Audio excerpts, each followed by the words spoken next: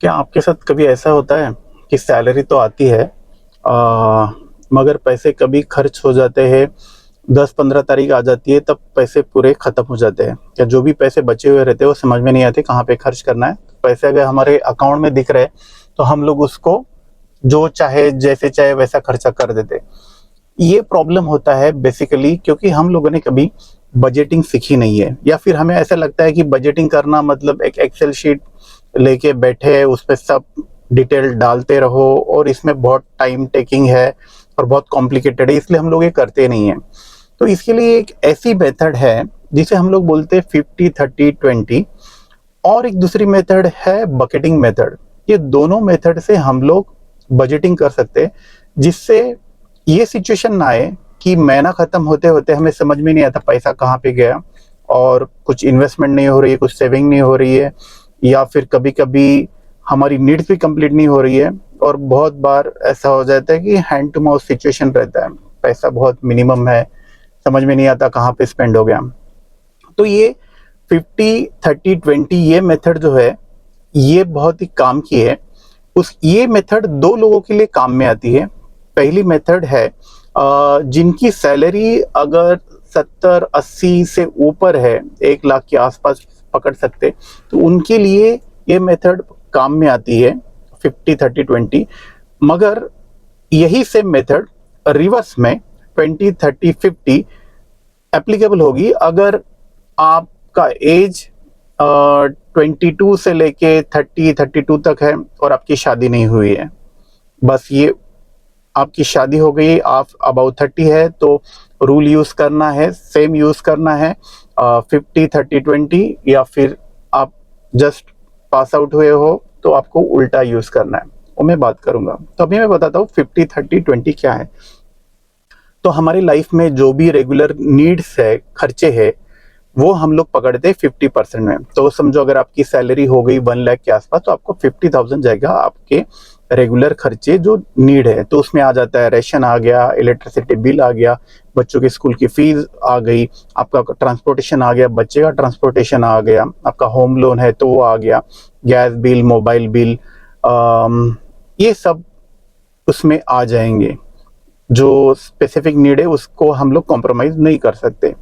तो ये आ गया 50% हमारे नीड के लिए। तो अभी रह गया बाकी के 30%। तो ये 30% है, ये है हमारे वांट के लिए। वांट मतलब हम लोग जो चाहते हैं। तो हमारी हॉबीज हो गई, हम लोगों ने महीने में बाहर कहीं पे आउटिंग पे गए, कहीं ट्रैवल किया, बाहर से खाना मंगाया या बाहर खाना खाया, या फिर हमारी कुछ हॉबी है तो उसे फुलफिल किया, कोई म्यूजिक क्लास लगाया, या फिर कोई म्यूजिकल इंस्ट्रूमेंट लिया।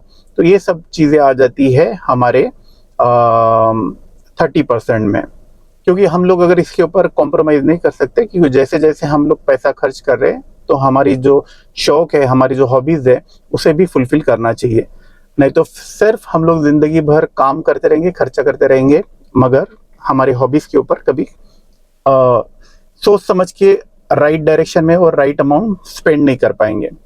कभी कभी ऐसा हो जाता है कि हम लोग बहुत सारे अमाउंट हमारे हॉबीज के ऊपर स्पेंड कर देते, तो वो भी गलत है। इसीलिए ये कैलकुलेशन हमें समझाता है कि कितना हमें स्पेंड करना है। तो कभी कभी ऐसा हो सकता है 30% में हमें जो वांट है वो नहीं होगा, कोई ट्रैवल करना है वो नहीं होगा, तो हमें वो एक्यूमुलेट करना है। समझो 30% लास्ट मंथ, ये महीने में 30, तो वो फिर ट्रैवल उसमें एडजस्ट हो रहा है, तो वैसा कर सकते हैं। अभी आ गया बैलेंस 20%। ये 20% हमें यूज करना है सेविंग के लिए, इन्वेस्टमेंट के लिए। तो हमको सिर्फ पैसे सेव नहीं करना है, मगर उसको सही जगह पे लगाना भी है, सही जगह पे इन्वेस्ट भी करना है जो मल्टीप्लाई हो पाए। तो जैसे हो गया, हम लोगों ने SIP कर दिया म्यूचुअल फंड का, कोई अच्छे स्टॉक्स ले लिए। अगर वो समझ में नहीं आ रहा है तो PPF अकाउंट हो गया, पोस्ट ऑफिस का सेविंग हो गया, सुकन्या का सेविंग हो गया, ये सब हम लोग कर सकते हैं। तो ये आ गया 20% में। तो अभी हम लोग बात करते हैं, ये तो मैंने रूल बताया उनके लिए जिनकी शादी हो गई, फैमिली मेंबर से 2-3 लोग घर में है। अभी हम लोग बात करते हैं उनके लिए जिन्होंने अभी एजुकेशन कंप्लीट किया है और अभी जॉब को लगे हैं। तो उनकी ये चीजें हैं जो नीड्स वाली है, वो उनके पेरेंट्स ही कर रहे हैं, उनके मदर या उनके फादर ये कर रहे हैं, तो उनके ऊपर वो इतना खर्चा नहीं होता है। तो इसके लिए हम लोग ये एग्जैक्टली उल्टा कैलकुलेट करेंगे। तो वो लोग अपने नीड के लिए स्पेंड करेंगे 20%। तो समझो उनकी सैलरी 1 लाख रुपीज़ है, तो 20,000 वो नीड के लिए करेंगे। उसमें उनका पेट्रोल का खर्चा, मोबाइल का बिल, ये सब चीज़ें आ गई हैं। ये कुछ उन्हें स्किल सीखना है, वो सब आ गया। 30% वैसे ही रहेगा, उसमें कोई कॉम्प्रोमाइज़ नहीं होगा। वो लोग भी अपनी लाइफ एंजॉय करेंगे, उनकी हॉबी के लिए वो स्पेंड करेंगे, ट्रैवल करेंगे, तो वो 30% वैसे ही रहेगा। मगर यहाँ पे जो है 50% उन्हें सेव करना है, इन्वेस्ट करना है अच्छी जगह पे। म्यूचुअल फंड हो गया, जैसे मैंने पहले बताया, म्यूचुअल फंड हो गया, पीपीएफ हो गया, एनपीएस हो गया, या अच्छे स्टॉक्स में अगर आपको उसके बारे में अच्छा नॉलेज है तो वो हो गया। तो ये उल्टा एग्जैक्टली करना है टिल दे गेट मैरिड। अच्छा, ये दोनों मैंने बताया, ये बजटिंग के लिए इजी। इसके लिए कोई एक्सेल शीट या कोई डिटेल कैलकुलेशन करना जरूरी नहीं है। आपकी सैलरी जो आ रही है उसके ऊपर आप कैलकुलेट कर सकते हैं, इजीली निकाल सकते हैं। सिर्फ 3 कॉलम है, जब 50, 30, 20। अभी हम लोग बात करते हैं बकेटिंग की। तो अगर देखा जाएगा तो इंडिया में मेजॉरिटी लोग 50,000 से कम सैलरी वाले हैं।